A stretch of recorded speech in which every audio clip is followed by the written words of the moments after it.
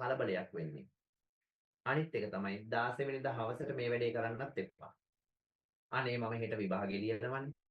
අනේ මගේ පරණ ගුරුවරුන්ට මම වැඳලා ආශිර්වාද ගන්න ඕනේ.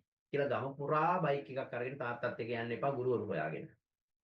ඒක කරන්න එපා. රිසල්ට් ආවට පස්සේ යන්න හැමෝම ගාවට.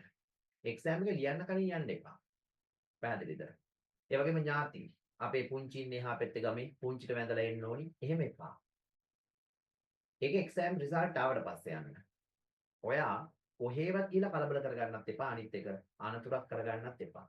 බයික් එකක ට්‍රැවල් එක වාහනයක යන්නේ කියන්න බෑ. අනිත් එක තමයි බෝධි පූජා. දේවාල ගානේ නම් දුවන්න එපා. තේරුම් ගන්න. හැබැයි පන්සලකට යන්න. අනිවාර්යයෙන්ම පන්සලකට යන්න. පෑ ගණන් ඉන්න නෙවෙයි. ඔයා ලස්සන මැදුම් ඇඳගෙන පන්සලට යන්න ඕනේ. සැහැල්ලු මැදුමක් ඇඳගෙන, මල් ටිකක් කඩාගෙන, පොල් තෙල් ටිකක් අරගෙන, හඳුන් කුරු පෙට්ටියක් අරගෙන දෙමව්පියොත් එක්ක යන්න. ගිහිල්ලා ලොකු වෙලාවක් පන්සල් වත්ත මතු ගාලා එහෙම කරන්න වෙලාවක් නැහැ. ඔයා හදිස්සියටත් නෙවෙයි, කලබලයටත් නෙවෙයි. මෙමින් සිරුවේ මල් වට්ටියක් හදලා මල් වට්ටි 27ක් හදන්නත් එපා. එක මල් වට්ටියක් හදලා පහන් දෙකක් පත්තු කරලා හඳුන් කුරු එක පෙට්ටියක් විතරක් පත්තු කරලා ඒ ටික බෝධීන් වහන්සේ ළඟ තියලා බෝධීන් වහන්සේ ළඟ ඉඳගෙන ඉතිපිසෝ ගාතාවයි මල් පහන් පූජා කරන ගාතාවයි ඊට පස්සේ මේ නමෝ තස්ස භගවතෝ ඒ ටිකයි කියලා ඔයා පොඩ්ඩක් බෝධීන් වහන්සේ දිහා බලාගෙන ඇසිපිය නොහෙලා බලා සිටින්න. හරියට නිකන් අනිමිස ලෝෂණ පූජාවේ යෙදුණා වගේ. කල්පනා කරන්න මේ බෝධීන් වහන්සේ කොච්චරනම් සැහැල්ලුවෙන් ඉන්නවද? බෝපත් ලස්සනට හෙලවෙනවා. කිසිම පීඩාවක් නැහැ. කිසිම පීඩනයක් නැහැ. කිසි ස්ට්‍රෙස් එකක් නැතිව නිදහසේ ඉන්නවා. බෝධීන් වහන්සේ කොච්චරනම් සිරියාවන්තද? මගේ මනසත් මේ වගේම නිදහස් වේවා. සැහැල්ලු වේවා කියලා ප්‍රාර්ථනා කරන්න. එහෙම ප්‍රාර්ථනා කරගෙන ගෙදර එන්න. ඒ අතරතුර අතෙන්ට මෙතෙන්ට යන්න නැන්දලා ගෙදරටත් ගිහිල්ලා මම පුතේ ගගා ඊට පස්සේ ගිහිල්ලා අනේ උඹ පාඩම් කරාද ඉතින් උඹලා ඉතින් ටියුෂන් එහෙම කොච්චර ගියාද අර බෝධීන් වහන්සේ ගාවට ගිහිල්ලා හදාගත්ත හිත අතෙන්ට ගිහිල්ලා අවුලව ගන්න එපා. දෙයියන්ගේ පිටයි කියලා ඔහොමම ගෙදර යන්න. පැහැදිලිද? ඊට පස්සේ ගෙදර ගිහිල්ලා කලබලයට පාඩම් කරන්න ලෑස්ති වෙන්න එපා. දැන් හිත හදාගන්නනේ බෝධීන් වහන්සේ ගාවට ගිහින් අර කිව්වත් වගේ 9:00 විතරකටම පාඩම් කරලා තමන්ගේ දේවල් ටික තමන් ලෑස්ති කරගන්න. නැත්තම් උදේ පාන්දර නැගිට ගමන් අම්මේ කෝ මේස් එක අම්මේ එක මේස් එකක් තියෙනවා අනිත් එක නෑනේ අම්මේ කොහෙද අම්මේ දැන් මේ අනේ මම විභාගයට යන්න පරක්කු වෙනවානේ කෝ අනේ අම්මේ කෝ දැන් මේ මකනේ කෝ අනේ අම්මේ ඇඩ්මිෂන් එක කොහෙද ඔයා එදා ගෙනල්ලා දාපු තැනක් හොයා ගන්නවත් නෑනේ ඔයාලට ඔන්න ඕකනේ අවුලව ගන්න එපා තමන්ගේ වැඩ ටික තමන් ඊට කලින් දවසේ කරගන්න හරිද රාත්‍රියේ පැය භාගයක් අරගෙන රෙදි ටික අයන් කරලා තමන් තියාගෙන පරිස්සමට නිදා ගන්න උදේ පාන්දර නැගිටින්න 4ට විතර නැගිටින්න. නැගිටලා වේගෙන් බුදු ධර්මයේ පොත අරගෙන බලාගෙන යන්න. උදේ 8ට නම් විභාගයේ පටන් ගන්නෙ. උදේ 8:00ට නම් පටන් ගන්නෙ. හරියටම විභාග මධ්‍යස්ථානයේ 8 වෙද්දි ඉන්න. ඇයි 8 වෙද්දි ඉන්න ප්ලෑන් කරන්නේ? ඔයා එහෙම පැය භාගයක්වත් කලින් ඉන්න ප්ලෑන් කරලා ගියොත් මගදී ඔයාගේ මෝටර් සයිකලේ තෙල් ඉවර වෙන්න පුළුවන් තාත්තගේ. ත්‍රිවිල් එකේ තෙල් ඉවර වෙන්න පුළුවන්. ටයර් පංච් එකක් වෙන්න පුළුවන්.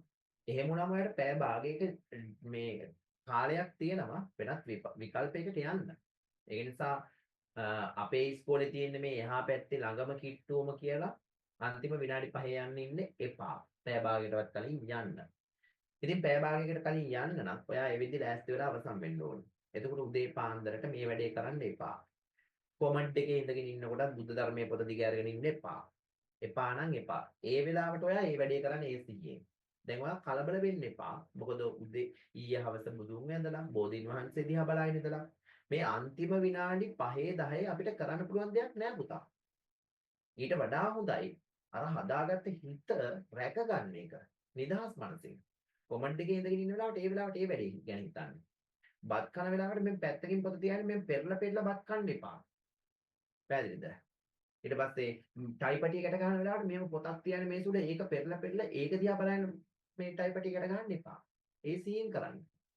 අනිත් එක තමයි ගෙදර නංගි මල්ලි අයියා අක්කා ඉන්නවනම් එයාලගේ මූඩ් එක හොඳ නම් ඔයා එයාලාට කියලා බුදු පහන වගේ දේවල් හදාගන්න. මල්ලි පුළුවන් නම් අක්කට අද විභාගයේනේ මල් ටිකක් කරලා ගෙනල්ලා බුදු පහන හදන්නකො මල්ලි. අනේ මට බැරියන් උඹට ඕන නම් හදාගනින් උඹට මේ මං ලියන මේ විභාග උඹනේ ලියන්නේ උඹට ඕන නම් හදාගෙන ලියාගනින් වගේ සීන් එකක් දානවා වගේ හිතෙනවා නම් ඌට කියන්න එපා. එහෙම වුණොත් ඔයාට උදේ පාන්දර මල පයින්නවා. පැහැදිලිද?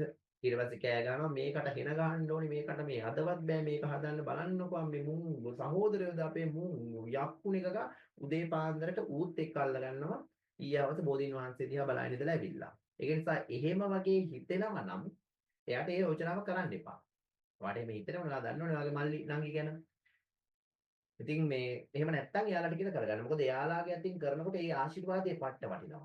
හරිද? බුදුපහන හදලා තියෙන අනිත් එක Tamanට ඉන්න එකම දරුවා තමයි අම්මට ඔයා. හරිද? එහෙම නැත්නම් අම්මට ඔයාගේ විභාගය කියන්නේ රටක් ලෝකයක් වටින දෙයක්. අම්මා ඉතින් ආදරේ නිසා උදේ පාන්දර අමුතු කෑම ಜಾති හදනවා. පැහැදිලිද? කැවුම් ගෙඩි බදී, ඊට පස්සේ කොකිස් බදී, නේද? කිරිබත් හදයි. අම්මට කියන්න කිසිදු වෙනස් වර්ගයක දෙයක් හදන්න එපා. සාමාන්‍ය පරිදි උදේට ඔයපු බත් ටික උයන්න කියන්නේ. මොකද ඔයාගේ බඩ උදේ පාන්දරට කාලා හුරු වුණේ සාමාන්‍ය බත් නම් සාමාන්‍ය පොල් සම්බෝලෙත් එක බත් නම් ලුණු මිරිසත් එක බත් නම් ඒක හදන්න කියන්නේ. අමුතු දෙයක් හදලා ඕකෙන් ගුලියක් දෙකක් කවලා ගියාම බඩ පොඩ්ඩක් හරි රිදෙන්න ගත්තොත් ඒක පාඩුයි. මොකද බඩට හුරු නැති නිසා. සා වෙනදට හදපු සාමාන්‍ය කෑම වේල හදන්න කියන්නේ. ඒකෙන් බත් කටවල් කීපයක් පවන්න කියන්න. නැත්තම් ඔයා කන්න. ඊට පස්සේ හදලා තියෙන බුදුපහන ළඟට යන්න. ගිහිල්ලා පරිස්සමට බුදුපහන පත්තු කරන්න. හරිද? හදිස්සි වෙන්න එපා. කාකටතර මුහුණ දෙනවා තුන් ජාතක ඒ විදිහට කලබලකාරීත්වයෙන් කියන්න එපා. ඊටමත් හිමීට තම තමන්ගේ ආගමානුකූලව තමන්ගේ වන්දනාමාන කරන්න. ඊටමත් පහන් සිතින් පන්සිල් පද පහයි ඉතිපිසෝ ගාතාවයි දෙවියන්ට පින් දීමයි ඒ ටික කිව්වනම් ඇති. ඊට පස්සේ ඊළඟ කාරණාව තමයි දැන් ඔයා යන්න එළියට බහින්න හදන්නේ. එළියට බහින්න හදනකොට දෙමව්පියෝ මේක අහගෙන ඉන්නවනම් ඒක දරුවන්ට කියන්න බෑනේ අම්මේ ඔයා හෙට මං එළියට බහිනකොට මෙහෙම කරන්න කියලා කියන්න බෑනේ. දෙමව්පියෝ මේ කතාව අහගෙන ඉන්නවනම් එළියට බහින්න ලෑස්ති වෙනකොට වතුර වීදුරුවක් අරගෙන වතු සුද්ධ මලක් දෙකක් දාලා දොරකට ළඟට ඉස්සරහින් අම්මා එන්න. මේක සාමාන්‍යයෙන් ඕනම සුබ කටයුත්තකදී අපි කරන දෙයක්. ඒක එන්නේ අපේ හිතේ තියෙන දෙයක්. අනේ අපේ අම්මලා කොච්චර බලාපොරොත්තුවක් තියාගෙන ඉන්නේ. මම ඒක අද කොහොම හරි කරනවා වගේ පොඩි ගැම්මක් හිතට එනවා. කලබලකාරීත්වේ නැති වෙනවා. ඒකෙන් වතුර ගුරක් බීලා එළියට බහින්න. එළියට බහැලා යන්න ලෑස්ති වෙනකොට ආච්චි සීයා ගෙදර ඉන්න කට්ටියට Tamanට වඩා දවසකින් හරි වැඩිමහල් අයෙක් ඉන්නවනම් එයාට වැඳලා ආශිර්වාද ගන්න. ඒකෝ ආච්චි සීයා නැන්දා පුංචි එහෙම නැත්නම් තමන්ගේ අයියා අක්කා. සමහර විට අයියාට අක්කට වඳින පළවෙනි වතාව එදා. ඒක තමයි වාව්.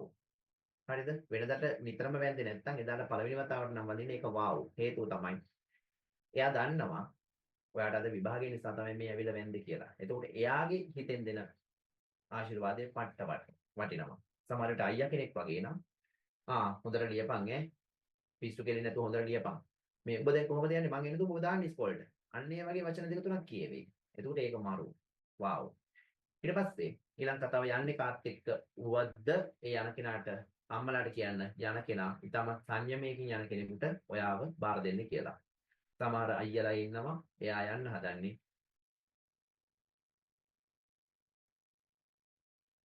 සමහර අයියලා ඉන්නවා එයා යන්න හදන්නේ කෆීර් එකේ. ඇහෙනවනේ මාව.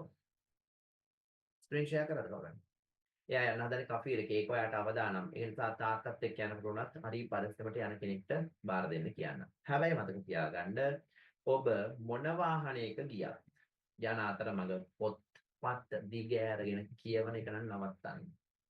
උදේ බුදුන් වැඳලා පරිස්සමට හිත අවුලව ගන්න නැතුව පරිස්සමට ගෙදරින් එළියට බහැලා දැන් යන අතරතුර ඔයා පිටු එහෙට මෙහෙට හුලඟෙත් යනවා පෙරලා මෙහෙට පෙරලනවා එහෙට පෙරලනවා ලොකු කලබලයක් ඇති කරගන්න එපා. ඔයා කරන්නේ බොරු වැඩක් නේ. ඒ වෙලාවට ඔයාට මුළු පෙළපොතම කියවන්න බෑනේ ඔය යන ටිකට. ඒ නිසා පාඩුවේ ඔයා වඩපිට බල යන්න. ඉස්කෝලේට ගියාට පස්සේ තමයි හොඳම කොටස තියෙන්නේ. ඉස්කෝලේට ගියපු ගමන්ම ඔයාට මේ වගේ දර්ශන පෙරේ. අර පැත්තේ ටයර් එකක් උඩ කෙල්ලෝ දෙන්නේ කෝගාලා නෝට් කියවනවා. අර පැත්තේ පඩි පෙලක් උඩ කොල්ලෝ ටිකක් කොළ කෑලි ටිකක් දිග පඩි වගේ ඒවා තියාගෙන කියවනවා. එහා පැත්තේ මෙඩිකෝ රවුන්ඩ් එකේ වටේට ඉඳගෙන පොත් කියවනවා. පිස්සු විකාරයි ඉස්කෝලේට ගියාම. නන්නත්තරයි. ඔයාට හිතේ මෙහෙම. යකෝ එතකොට පාඩම් කරපු නැති එක මම විතරද? අනිත් ඒවා ඔක්කොම ඉස්කෝලේට ඇවිල්ලා පාඩම් කරනවනේ. නෑ පුතේ. ඒ පාඩම් කරනව නෙවෙයි. පාඩම් කරගත්ත දේවල් ටික අවුලව ගන්නවා. ඒ නිසා ඔයා ඒ මුකුත් ගණන් ගන්න එපා. ඔයා ගියපු ගමන්ම පැත්තකට වෙලා පොතක් දිග අරගන්න එපා. මගේ නිදහසේ. හරිද? හම්බ වෙන හැම කෙනාටම සුබ උදෑසනක්. හොඳට විභාගේ ලියන්න. good morning මචං. හොඳට විභාගේ ලියපන්. good morning මචං. හොඳට විභාගේ ලියපන් කියන එක විතරක් කියලා පැත්තකට වෙන්න. නැතුව මේ වගේ දේවල් කරන්න එපා. ගියපු ගමන්ම ආනේ උඹේ ඇස් දෙක නම් රතුයි මචං. උඹ නම් ඊයරයි පාඩම් කරලා. මං නම් පාඩම් කරේ නෑ බං. පාඩම් කරන්න උන්නේ නෑ බං. අපේ ගෙදරට එහා පැත්තේ බං මගුල් ගියක් බං. එපා වෙනවා බං. උන්ට තේරෙන්නේ නැත්නම් බං අපි විභාගේ ලියනකොට ඕන්ට හෙන ගහන්න ඕනි බං. මට නම් පාඩම් කරන්න උන්නේ නෑ බං. ඒ වගේ ගොන් ආතල් දෙන්න යන්න එපා. අරයා කොච්චර පාඩම් කරාද මෙයා කොච්චර පාඩම් කරාද ඒ වහන්න යන්නත් එපා. අනිත් වැදගත්ම කාරණාව තමයි මචං උඹලගේ සර්ලා මුකුත් අනුමාන කිව්වේ නැද්ද? කියපන්කෝ කිව්වනම් අඩුයි කියපන්කෝ එකක් දෙකක්. හරි මචං මෙන්න මේක කිව්වා මචං මේක කිව්වා මචං ඔබ බලාගනි මේක කිව්වා මචං. දැන් ඔය කියපු හැම එකක්ම ඔයාලට බලා ගන්න වෙලාව ඇතිද? තව විනාඩි 10යි තියෙන බෙල් එක ගහන්න. ඇතිද? ඊට පස්සේ ඔයා කල්පනා කරන්න ගන්නවා අඩෝ මේකක්වත් අම්මා එකකටවත් මම ලෑස්ති වුන්නේ නෑනේ. මේවද එතකොට මේ එනේවා. අඩෝ දැන් මං කොහෙන්ද නෝට් එකක්වත් නැහැ. කොහොමද මම මේ ටික කියවගන්නේ? හරිනේ. සනීපද සැපද. ඒ නිසා ඒ අනුමාන අහන්න යන්න එපා. අනුමාන අහනව නම් හෙට උදේට අහන්න. තව දවස් 3ක් තියෙනවනේ. හෙට උදේට අහන්න. එක්සෑම් එක ලියන්න ගිහිල්ලා විනාඩි 10 ඇතුළත අහන්න එපා. පැහැදිලිද? හදාගත්ත හිත අවුලව ගන්න එපා. දැන් ඔන්න තාත්තා ඔයාව ගෙනල්ලා දාලා ඉස්කෝලේ ළඟට තාත්තා යන්න කලින් ඔයා කරන්න ඕන දෙයක් තියෙනවා. මොකද්ද? නැවතත් චෙක් කරගන්න පෑන් ටික තියෙනවද? නැවතත් චෙක් කරගන්න ඇඩ්මිෂන් එක තියෙනවද? නැවතත් චෙක් කරගන්න IDT කාඩ් එක තියෙනවද? නැවතත් චෙක් කරගන්න වොච් එක තියෙනවද? දැන් වොච් එක ඒ වගේ දෙයක් නම් නැති වුණා කියලා ආයෙත් තාත්තා යවන්න ඕනේ නැහැ කලබලෙට. හැබැයි IDT කාඩ් එකයි ඇඩ්මිෂන් එකයි අනිවාර්යයෙන්ම තිබිය යුතුයි. ඒ ටික අරගත්තා පරෙස්සමට බෙල් එක ගහනකොට විභාග ශාලාවට යන්න. විභාග ශාලාවට කඩාගෙන විතරකින් දුවන්න අවශ්‍ය නැහැ. මොකද මේක සීනි බෝල ඇහිදීමේ තරගයක් නෙවෙයි. මේක විභාගයක්. හරිද? එතකොට අන්තිම සිසුවත් Tamange ඩෙස් එක හොයාගෙන ඉඳ ගන්නකල් පේපර් එක බෙදන්නේ නැහැ. ඒ නිසා කලබල වෙන්න එපා. Tamanට හිමි ඩෙස් එකේ වෙන කෙනෙක් ඉඳගන්නෙත් නැහැ. ඇඩ්මිෂන් එකේ අවසාන අංක 3 4 බලන්න. අවසාන අංක 3 බලන්නකෝ. අවසාන අංක 3 බලලා අවසාන අංක 3ට අදාළව ඩෙස් එක හොයාගෙන යන්න. මොකද මුල් අංක ටික හැමෝගෙම සමානයි. එතකොට අවසාන අංක ටිකට අදාළ ඩෙස් එකේ හොයාගත්තනේ. තව දෙයක් කියන්න මතක වුණා. පුළුවන් නම් සපත්තු දෙකක් නොදා ඉන්න. ඒ තමන්ගේ ඉස්කෝලවල තියෙන නීති රීති වලට අනුව මම හිතන්නේ එහෙම නීතියක් නැහැ. මොකද ඉතින් ප්‍රින්සිපල්ලා නීති මේ විනය භාර ගුරුවරු එයාලා එදාට එන්නේ නැහැනේ බලන්න. පුළුවන් නම් තෙරප්පු දෙකක් දාගෙන යන්න. ඇයි එහෙම කියන්නේ හේතුව අර අපි කල්පනා කරනවා කියලා කියන්නේ විශේෂ කරුණු අපේ මොළේ තියෙනවා නියුරෝන සෛල. දන්නවනේ ඔයාලා. ඒ නියුරෝන සෛල වලින් විද්‍යුත් ආවේග ගමන් කරනවා. විද්‍යුත් ආවේග ගමන් කරනවා. ඒවට අපි කියන්නේ උත්තේජ. ඒ කියන්නේ විද්‍යුත් පණිවිඩ ගමන් කරනවා. ඒ පණිවිඩ ගමන් කිරීමත් එක්ක තමයි අපිට මතකය නැවත අවුලවලා දෙන්නේ. ඒ වගේ දේවල් කරන්නේ. ඒ ඇති වෙන විද්‍යුත් විභවය අපේ ඇඟෙන් කොහින් හරි පිට වෙන්න ඕනේ අලුත් දේවල් එන්න. අලුත් දේවල් මතක් වෙන්න ඇඟ ඇතුලේ ස්ටෝර් වෙන්න බෑ. පිට වෙන්න ඕනේ. ඇඟෙන් එළියට රිලීස් වෙන්න ඕනේ. එතකොට තමයි අලුත් දේවල් එන්නේ.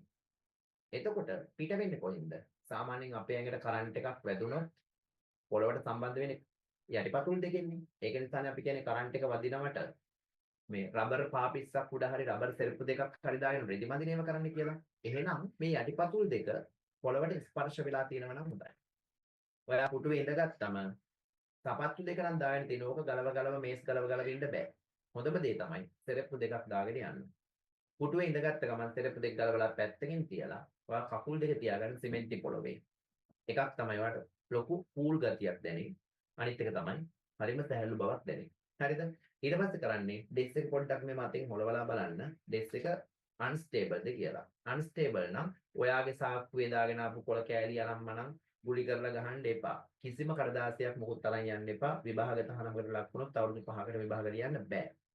ඒ නිසා ඔයා තට්ටු කරලා ශාලාව පරීක්ෂා කරන්න ඉන්න පරීක්ෂක කෙනෙක් වෙතෙන්ට ගෙන්නලා කඩදාසියක් එයාලා තියෙනවා. එදා දවසේ දිනේ දාපු කඩදාසි ලියන්න දෙන කඩදාසියක් අරන් ඇවිල්ලා 3ට 4ට නවලා එයාලා සකස් කරලා දෙනවා.